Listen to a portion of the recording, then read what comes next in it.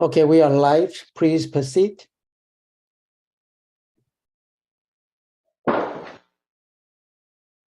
I'd like to call the meeting to order. This is a regular meeting of the Baldwin Park Planning Commission for December 14th, 2022. Commissioner Vasquez, can you please lead us in the flag salute? Yes. May all please rise. Ready to begin. Flag. For which stands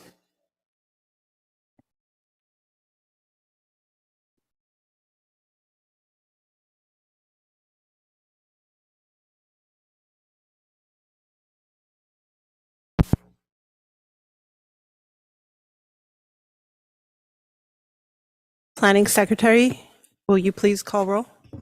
Thank you, Commissioner. I'd like to acknowledge the fact that we have one vacant position for the chair. Vice Chair Mario Maciel Jr., Commissioner Eric Pena, Present. Commissioner Jean Escobosa, Present. and Commissioner Ricardo Vasquez. here. Thank you. Do I have a motion to excuse Commissioner Mario Maciel? Second. I'm sorry, who motion?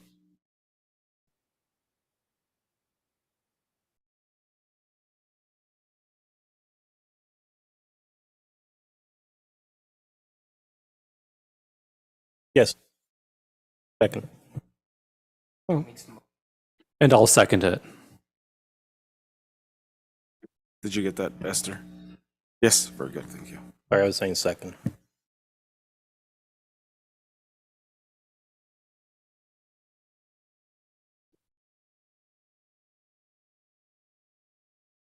We can now open for public comment.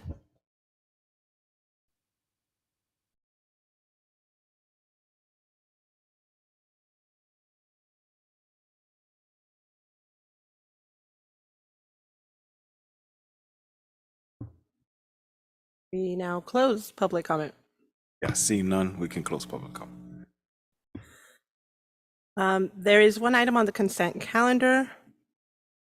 Would any commissioner like to pull up an item for discussion?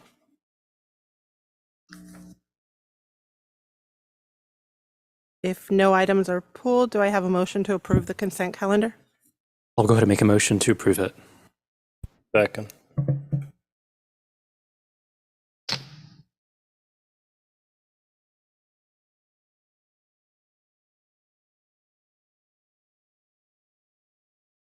Roll call. Yes, roll call. Vice Chair Mario Maciel Jr. is absent. Commissioner Eric Pena, Yes. Commissioner Jean Escobosa, Yes. and Commissioner Ricardo Vasquez. Yes. Thank you.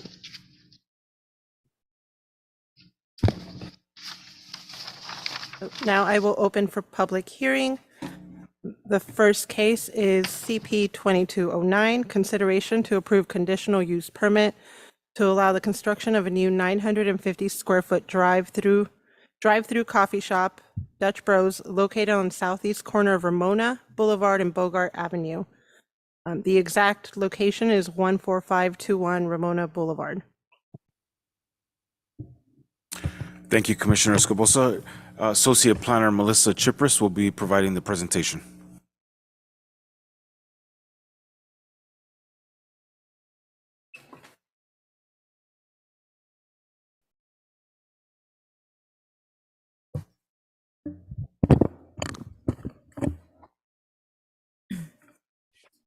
Good evening, honorable members of the commission, staff, and members of the audience. Next slide, please, David. Before you tonight is conditional use permit application CP 22-09. The applicant, Brianna Uwai, is requesting that the commission approve a drive-through in conjunction with the Dutch Bros coffee shop at 14521 Ramona Boulevard. Next slide, please. The project site is located on the corner of Bogart Avenue and Ramona Boulevard and is currently occupied by the Valley County Water District office, which will be demolished to allow for the construction of the proposed drive-through coffee shop. The site provides access via two-way driveway along Ramona Boulevard and Bogart Avenue. The general plan land use designation for the subject property is downtown corridor, which is consistent with the property's downtown corridor zoning. The subject site is approximately 36,842 square feet and is irregular in shape. And surrounding properties include downtown corridor zoning as well. Next slide, please. As previously mentioned, the applicant is proposing to demolish the existing office building to construct a one-story, 950 square foot Dutch Bros coffee shop with a drive-through. The entrance to the drive-through is located on the southerly end of the subject property and will consist of dual entry aisles located within the project site and wraps around the proposed building, exiting along the southerly portion of the building. The drive-through aisle can accommodate a queuing capacity of 21 vehicles at any one time without interfering with on-site circulation. Next slide, please. The coffee shop will consist of outdoor seating area only, while the interior will consist of production of handcrafted specialty coffees. Dutch Bros Coffee is a growing drive-through coffee company with more than 400 locations in 8 states with over 10,000 employees. All Dutch Bros coffee locations serve private reserve coffee, white coffee, and decaf coffee as espresso options, and all are roasted in Grants Pass, Oregon. Along with coffee, the menu includes a variety of Dutch Bros Blue Rebel energy drinks, lemonade, and tea. The Dutch Bros Baldwin Park location will operate from 5 a.m. to 11 p.m. 7 days a week, with approximately 10 employees working on site during peak hours. 3 to 4 of those staff members will be dedicated to the parking area throughout the day to take orders and receive payments, with one employee sole responsibility will be traffic control. Next slide, please. The proposed development will be visible from the surrounding area, including surrounding streets and buildings. So as stated, the project does consist of a construction of a new drive-through coffee shop, and the facade design will include varying roof elements, parapet walls ranging in height from 12 feet 10 inches to a maximum height of 24 feet. And the elevations of the building feature a combination of reclaimed stone veneer, fiber cement siding, and cement plaster. Next slide, please. The proposed building is contemporary in style and is designed in accordance with the chain's corporate design. And employee entrances to the building are on the east elevation of the building, and customer walk-up windows are on the north elevation. The proposal also includes a decorative aluminum metal awnings and patios on the north and south elevations. Next slide, please. So in closing, staff does recommend that the Planning Commission adopt Resolution PC 22-08 to approve CP 22-09. This concludes staff's presentation. The applicant is present for any questions, and also the project's traffic consultant and civil engineers are joining us remotely for any questions as well. Thank you.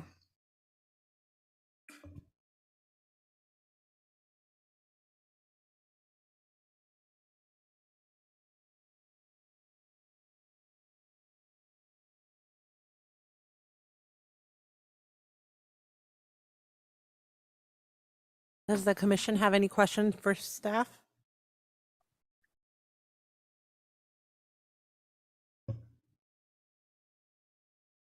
I can start it off. I do have one question just for my own clarification on the map. Does it start off as 2 drive-through lanes merging into one? Is that what I saw? Yes, it does. Thank you.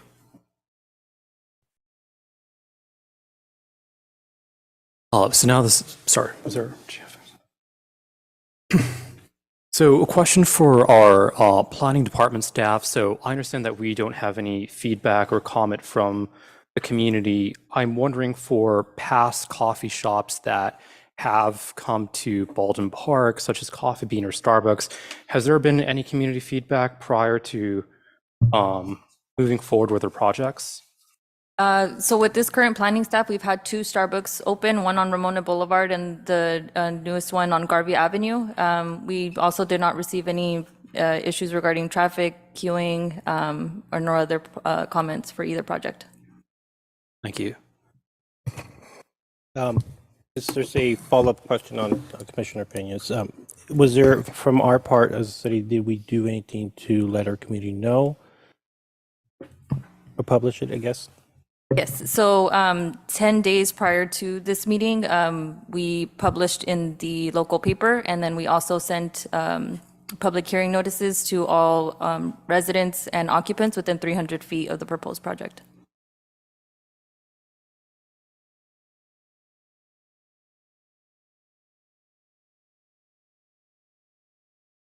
Sorry, follow up on traffic.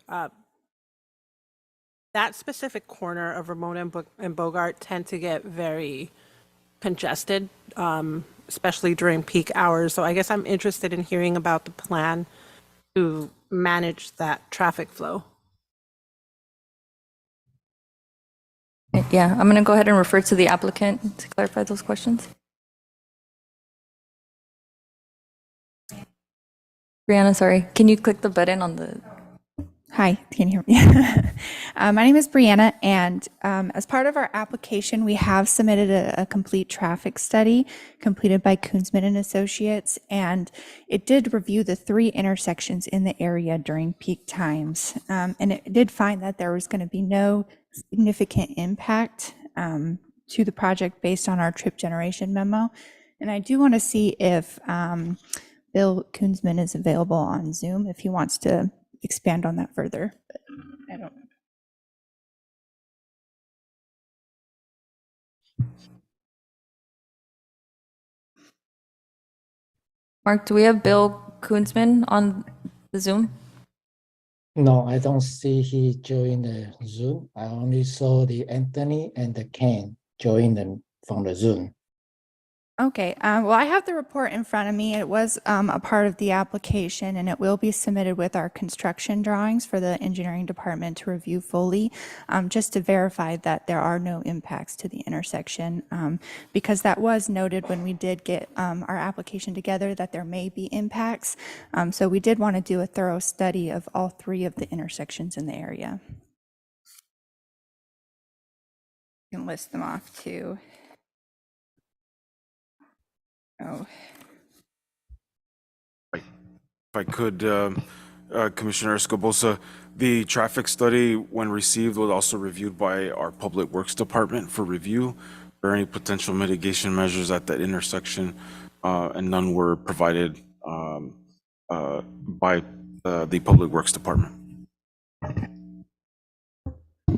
Thank you. Yeah, and his conclusions in the report were that his recommendations were just to provide good circulation for the site, which we have designed our site to have good circulation and good on-site parking to meet the city's standards, and then good signing and striping, which we will have an extensive directional sign package as part of our construction application as well.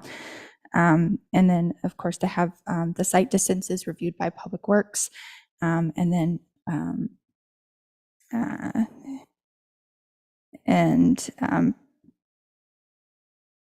yeah, it just says participate in a phased construction of off-site traffic signals through payment of signal mitigation fees. So we'll pay any required mitigation fees as well. Thank you. So a follow-up question. So there was a study, I know you're saying there was a study done. Was there a specific time that that study was done? Was it in the morning, or how, or maybe you could share how that study done? Yeah. So first we did a traffic impact or a trip generation memo and a queuing analysis, and that was completed by Ken Anderson with KD Anderson and Associates. And that reviewed all times of the day to determine when the peak hours were and what the max queuing could be during the peak hours. And then that data was then used for the traffic, the complete traffic report for the intersections. So was there, I guess, hours, depending what hours were done, that study? Was it done in the morning, afternoon, midday? Like, are for the intersection? Correct. Yeah, good question.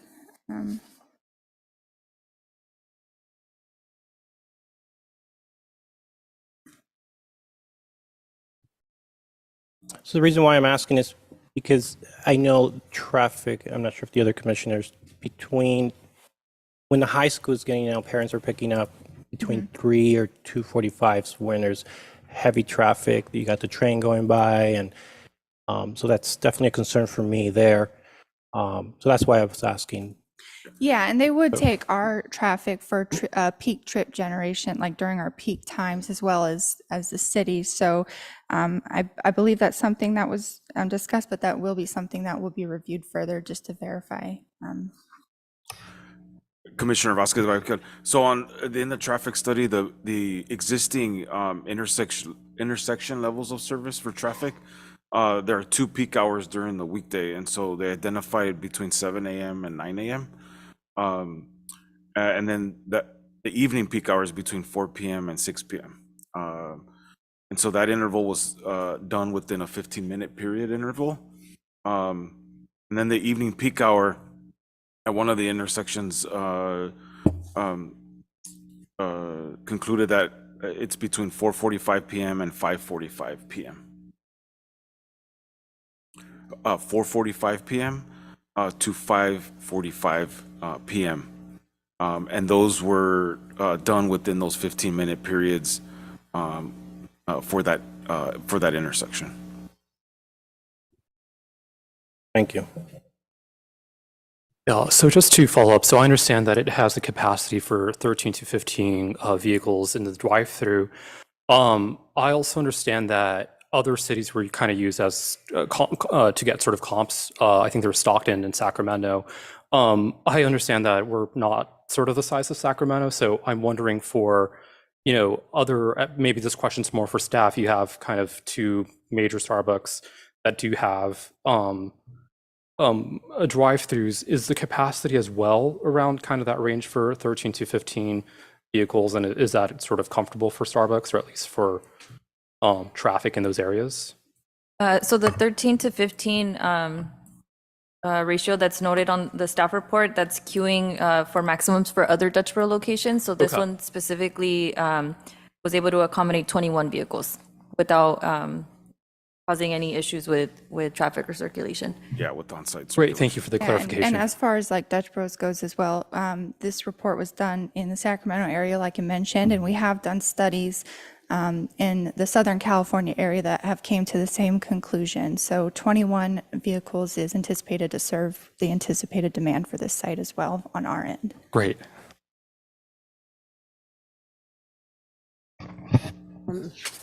Pivoting a little bit away from traffic, you mentioned that you plan on bringing on 10 to 12 staff during peak hours. How many total staff is that you plan on hiring? And then I'm also interested in learning about how are you going to engage the residents so that they have the opportunity for these employment opportunities? Yeah, that's a good question. That's a good question for John. Hi, I'm sorry, go here. My name is John Cagley. I'm actually with Dutch Bros. I'm with corporate. I'll be overseeing the development and construction of the store here. Obviously, the store employs between 20 to 30 people in total. Obviously, the staffing is between 5 and 10 during peak times and stuff like that. The engagement from the community is, since our brand really caters to a demographic of high school kids and college kids, they almost come to us before we're even open office. We do post online through social media and LinkedIn for opening positions, but a lot of it is just word of mouth through the schools. We really pride ourselves on giving kids in the high school or the college the opportunity to build up some working skills and stuff like that whatsoever. But From a community standpoint, we post when we were under construction, we post big signs saying coming soon, job fair this day and stuff like that.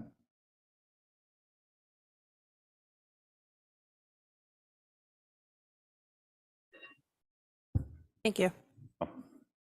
Sure. So circling back to the traffic, I understand that there will be one individual or at least one person responsible for traffic control. And maybe this question's for staff. Is that mandated now by the city, or is that voluntarily by Dutch Bros? It's voluntary by Dutch Bros. Thank you. So just to give you some further context, so based on their operations and how they have experienced the volume at the Dutch Bros, they've indicated that based on the number of employees that they're staffing for those times is sufficient based on how the other locations that have operated. You'll find such places like Raising Cane's, In-N-Out, and some other drive-through establishments. Chick-fil-A. And Chick-fil-A, there it is. Well, they'll have Very efficient staff outside to make sure that efficiency is kept up and they're not affecting any on-site circulation. So, and they know their operations, and I think them addressing the employees, depending on how the traffic circulation goes, that they would add additional staff to be able to manage that. Yeah, no, that's always appreciated, especially. I want to mention one thing too. We do things a little bit differently than, we'll use Starbucks as an example. We don't have drive-through speakers, Chick-fil-A, Starbucks, those, they have a drive-through speaker. We actually have staff outside to take your order all the time. The only reason we wouldn't is if there's no line, we will wait for that car to go up. But we have usually 1 to 2 what we call baristas out there with iPads. I'm sure you're familiar with that with In-N-Out. When it gets really busy, they have people outside with iPads. It makes it go a lot faster. That is full time for us. So going back to you said going the 2 queues to the 1 drive-through. Apologize. If you actually look at the site plan, it's 2 lines, and we actually have one of them is an exit line. So if you get your drink and you're in the second queue, you can leave before maybe the car behind you or in front of you gets their drink. So it allows circulation a lot further. So like right there, there's it's like a hash line there. That actually allows customers to bypass other customers if they get their drinks sooner because their order is filled sooner. So a perfect example, obviously I have some queuing studies here. Our peak is 21, and between the times, we'll go from 21 cars down to 17 cars in less than 5 minutes because 3 or 4 cars will get their drinks and leave at the same time. So it's not like a Burger King where you order behind a guy and they make his order before yours and you're still waiting for that guy to leave in front of you. We have a very high turnover when it comes to cars in the queue, and just because we have people outside.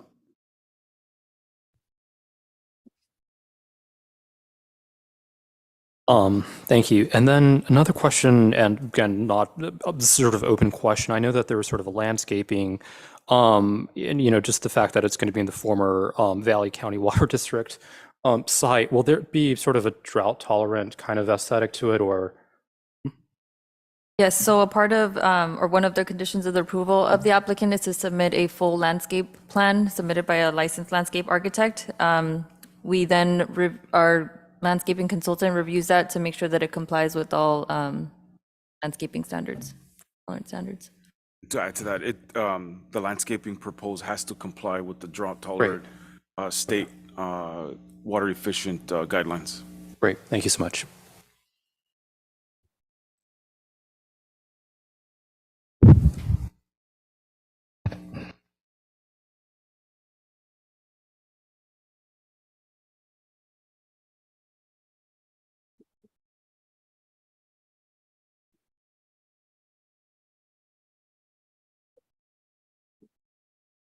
If there are no further questions from staff, I can now open public hearing. If there's anyone in the audience that wishes to speak for or against this project, now's your time.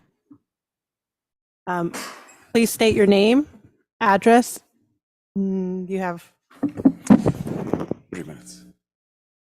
And you have 3 minutes. Perfect. So my name is Christopher Sines, resident 14461 Palmrose Avenue. Basically coming really excited for this project. there's very few items that come before the Planning Commission that really pique my interest. And of course, this is one of them. I'm really excited when I first heard the news. A little perspective, for those of you guys who don't know, I had the honor of sitting up on the dais in the Planning Commission for 3.5, almost 4 years. Some of the exciting projects like the Raising Cane's, it was really exciting because it allowed me to reminisce on my college years. And so for those of you guys who don't know, I studied at Arizona State University, and 2 doors down from my student housing was a Dutch Bros. So spent a lot of time heading onto campus. So my student housing was across the street from campus, and stopped to get my fix of caffeine before heading off to campus. So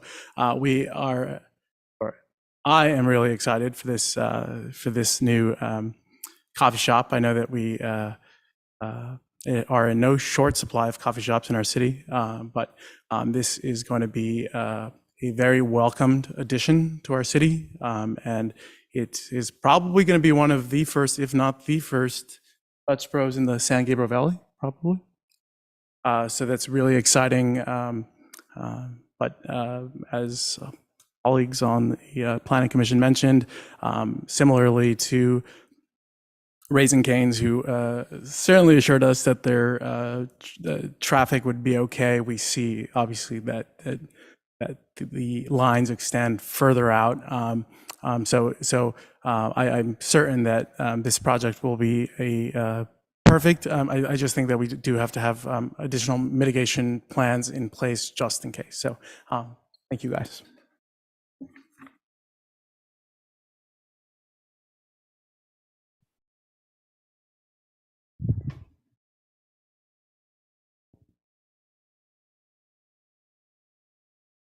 Good evening, everyone. My name is Laura Franklin. I'm one of the housing commissioners here in Baldwin Park, and if it's okay, I'd rather not share my address because of that reason. And this is my first Planning Commission meeting, but I did want to speak based on what they presented. And I mean no disrespect to the coffee industry or to your organization, but I would like to pose the question, what would your company be doing differently that Starbucks is not already doing, or another coffee shop is already doing, that's going to cause the younger generation to flock, as the young man just said, as far as near his school. Now, Baldwin Park does not have a lot of students here. They have teenagers and kids, but as far as college students, the representation is not there that you would like to flock to the establishment. So what would you all be doing differently to make them flock, or even nearby cities to flock to Baldwin Park to spend their dollars, versus what Starbucks is already doing and other coffee companies? I'd like to pose a challenge to the Planning Commission to let's try to not so much reinvent the wheel, but maybe think outside the box for the city of Baldwin Park, and do something we've never done before that's going to bring in not only the physical bodies, but also the dollars, something different that no other city is doing, or at least something similar to another city that's going to make us kind of stand out a little bit more, other than what pretty much, and again, no disrespect to the industry, but you can get coffee anywhere. True, your coffee is probably better than most, but it's just a quick question, that's all. I don't mean to disrespect, like I said, to anyone in the industry, but just what would this company be doing differently than the other 2 establishments that were mentioned earlier? I do thank you for your time, and have a good evening. Can we get a response from the applicant? Yes, you can invite the applicant back up. Please, thank you. Thank you. I like to respond to that. Thank you, because a lot of people hear Starbucks or Pete's or what's the other one, Coffee Bean Tea Leaf. I've been with Dutch now 6 months, and what I can say is, if you go to the stores, it's like a dorm. Like I said, there's college kids, high school kids there. They're excited to work there. One thing we're very passionate about too is we do very high donations to community. Each store, once a year, store manager gets to pick to a local charity and donates all the proceeds of that day to their charity. So it's not like a corporate, like, oh, we're donating to this cause or this cause. We do that too, but we allow each store independently to run within the community like their own store. Like there wasn't another Dutch Bros anywhere else, Unfortunately, you haven't had the opportunity to go to a Dutch Bros, but as this gentleman said here, we're not a normal coffee store. We're a destination. You know, a lot of people say, oh, you have to have the sign to bring people there. People seek us out, find us out. A lot of you people probably have heard of our Eastville store. Where that Eastville store is, it's not in a great location. It really isn't. And people will drive 30, 40 miles to go to get a cup of coffee or some of our energy drinks whatsoever. But when you leave our store, you know it's not a normal coffee store. It's not a Starbucks. I call Starbucks corporate and cold.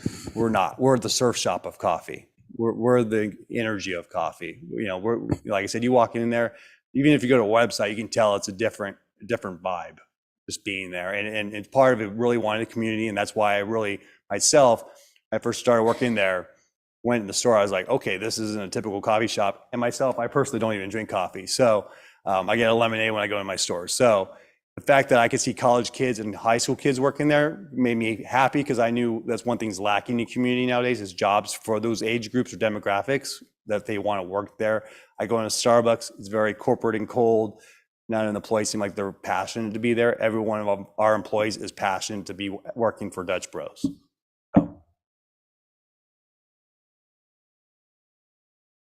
Thank you.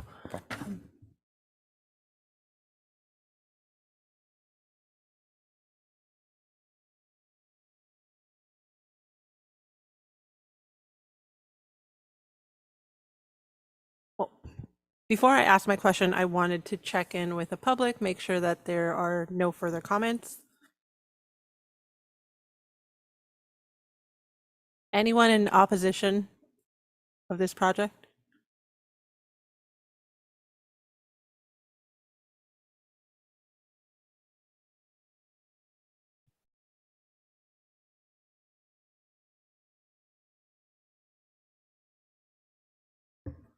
Does the applicant have any further comments regarding the public comments that have been made?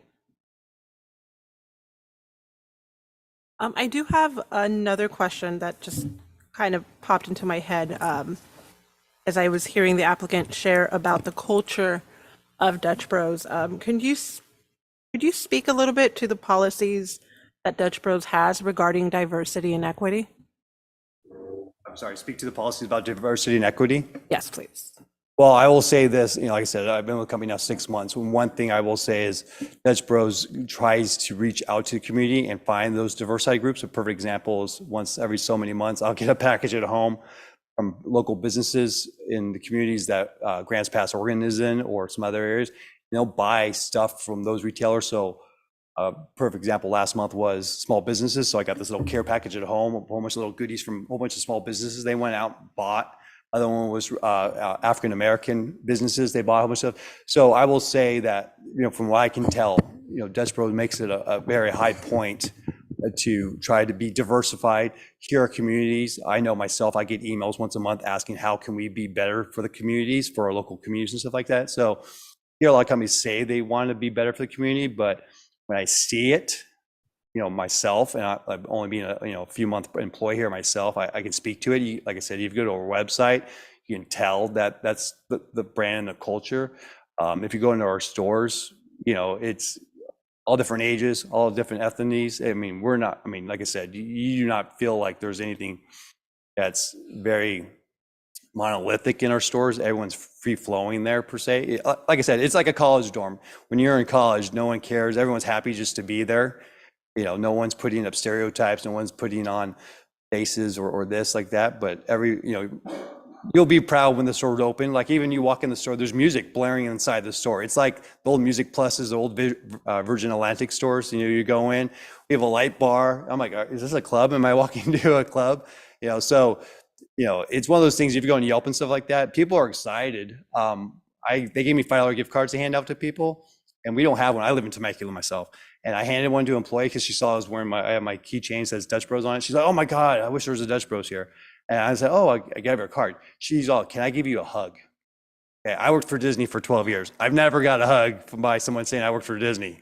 So, you know what I mean? So I got, oh, hey, can you give me tickets? But she's like, oh, I really need this today. And I just gave her a $5 card. You know what I mean? So I could tell, obviously, the brand is very impactful in the areas they currently are.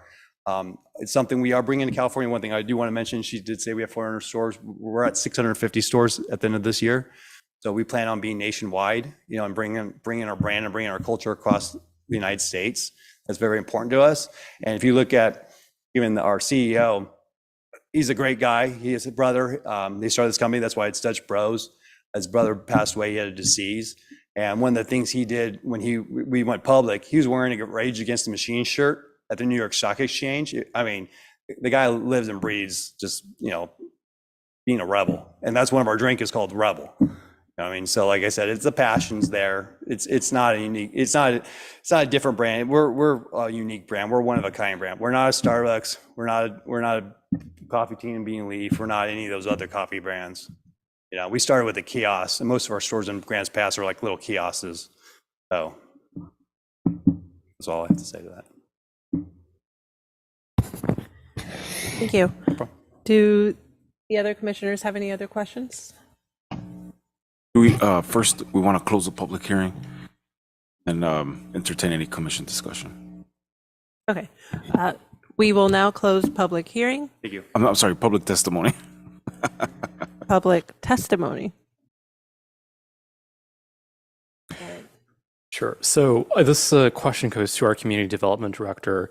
So I know as our city clerk as well as our housing commissioner have expressed, and I think we're other community members as well, that again, we do have a lot of coffee shops. And again, folks have just the opportunity to choose where they want to get their coffee. If, you know, so I'm assuming Dutch Bros was the folks who initiated the conversation to, you know, come here. In the event that that wouldn't have happened, what would have happened in that current space right now? As we know, Valley Water, they're opening up a new headquarter facility. So we've known about that. We've been getting a interest over the time that they've been open the site for interest. So we've definitely entertained conversations. As you know, the Planning Commission earlier this year and the city adopted the new downtown specific plan. So it made it very flexible to allow with the approval of a CUP drive-through facility. But that site and within the downtown, you could see a whole number of things. Mixed use, you could see housing, mixed use retail, commercial, mixed use retail, residential.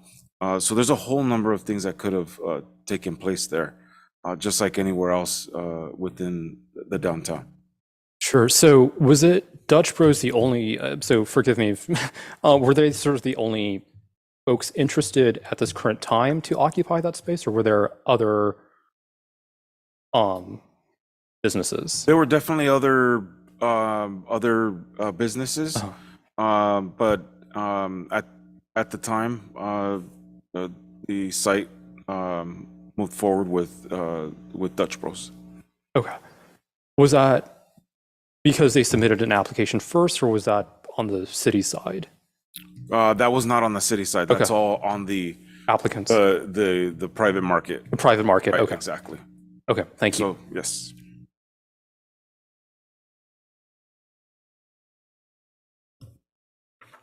All right. Just to follow up. So I guess what I'm just trying to figure out is that it was basically the private market determined that there was another coffee shop in Baldwin Park. And again, well, I should say not we, just the city, or at least didn't have any,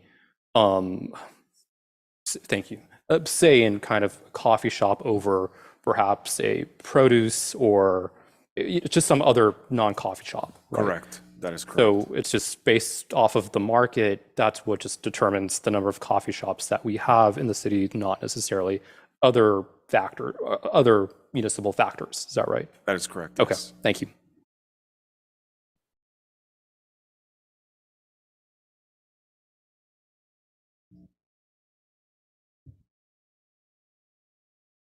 Any further discussion?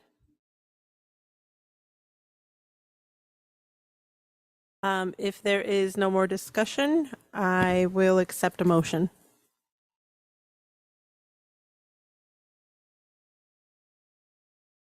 Before we close discussion, would the applicants like to share any last comments?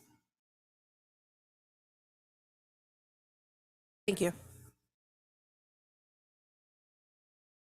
So now I close discussion and I will accept a motion.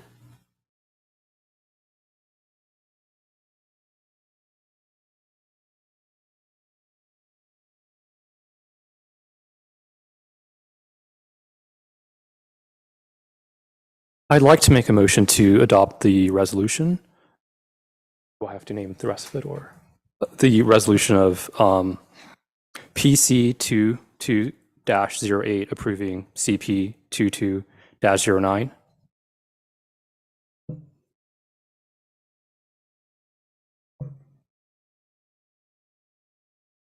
I'll second.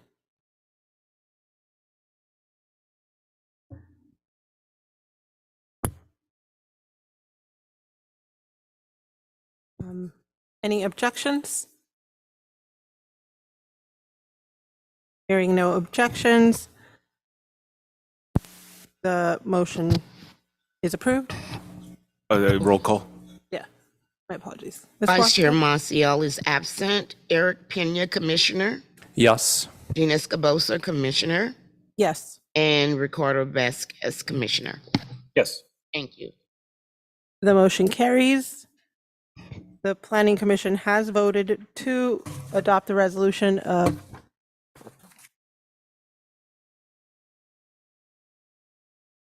PC 2208 for the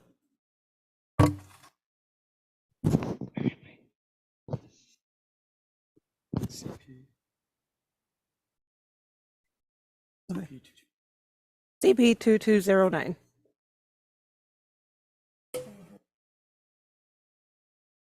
You can. No.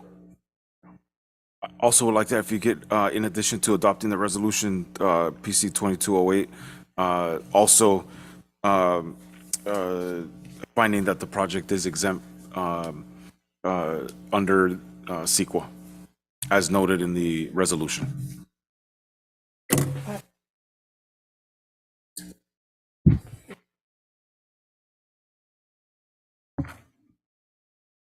Find the proposed project is exempt from environmental review under the California Environmental Quality Act, or CEQA. Specifically, the project is categorically exempt from CEQA under the guidelines section 15303, class 3, new construction or conversion of small structures, because of the purpose of CEQA, in that it consists of the construction of a 950 square foot drive-through coffee shop.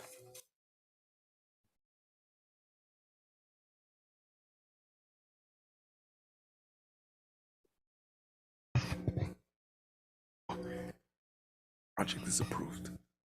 The project is approved. Commissioner Escobosa, also just make a note that there's a 10-day appeal period. Upon that, the passing of the 10-day appeal period, it is final.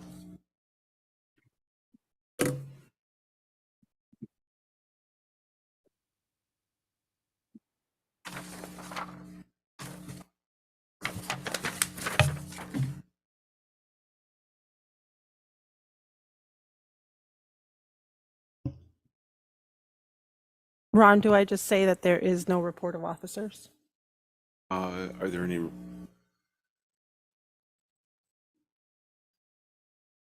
Oh, I'm sorry. Are there any report of officers? There's oh, go ahead.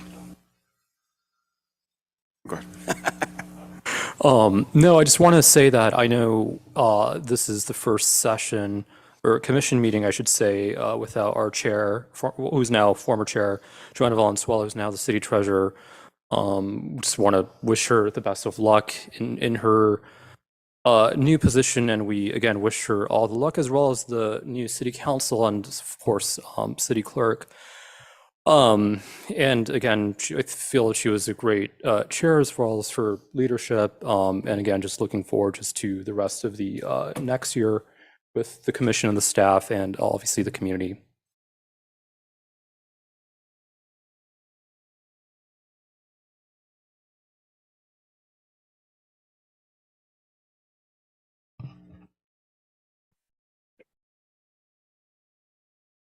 Are there any commission or staff communications at this time?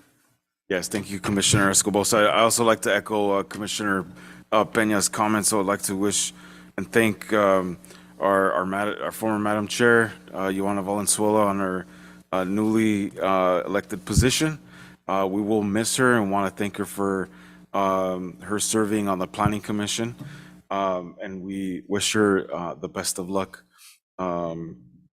as City Treasurer for the City of Baldwin Park. I also would like to introduce planning intern, Andrew Gonzalez. He's joining us tonight. He's our new planning intern, comes to us from UC San Diego. So we're really super excited to have him on board and helping us see through our projects as we go into the new year. So really excited. I want to introduce Andrew Gonzalez. Speech. And lastly, I just wanted to update the Planning Commission as we go into the new year.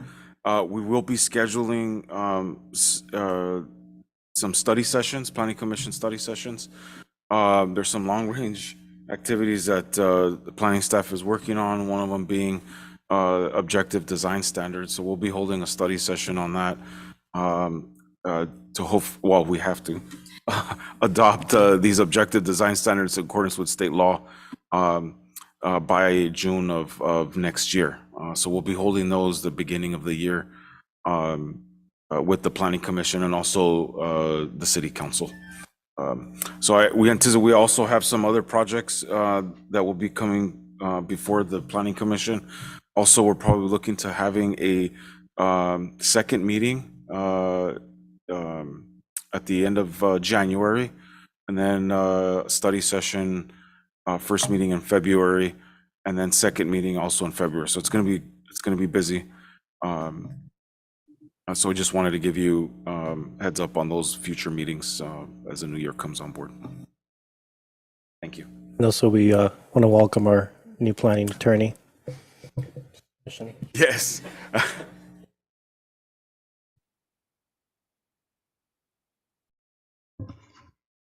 Any further commission or staff communications? If there are no further comments by the commission, I will accept a motion for adjournment. I'd like to make a motion to adjourn today's meeting. Second. Ready for roll call? Vice Chair Maciel Jr. is absent. Commissioner Arias, Yes. Commissioner Jean Escobosa, Yes. Commissioner Ricardo Vasquez. Yes. Thank you. And we are adjourned at 7:53 p.m.